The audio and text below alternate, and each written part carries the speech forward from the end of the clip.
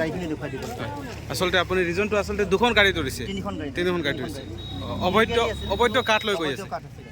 ঠিক আছে, এয়া চাব পাৰে অবৈধ কাঠ লৈ যোৱা অৱস্থাত জয়নগৰ বজাৰত দেখা পাইছে যে নাম্বাৰ প্লেট নাই সেই টাটা মোবাইলখনৰ তিনিখনকৈ গাড়ীয়ে অবৈধ চেগুন কাঠ লৈ যোৱা পৰিলক্ষিত হৈছে আৰু প্ৰশাসনে আহি ইতিমধ্যে তিনিখন গাড়ী লৈ যোৱা পৰিলক্ষিত হৈছে। কেনেকৈ ধৰিছে গাড়ীখনৰ নাম্বাৰে আপোনালোকে চাব পাৰে।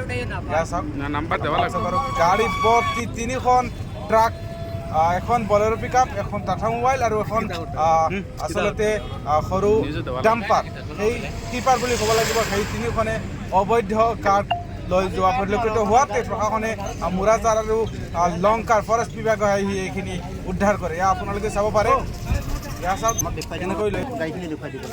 আচলতে আপুনি ৰিজনটো আচলতে দুখন গাড়ী ধৰিছে, তিনিখন গাড়ী ধৰিছে। অবৈধ কাঠ লৈ গৈ আছে। ঠিক আছে,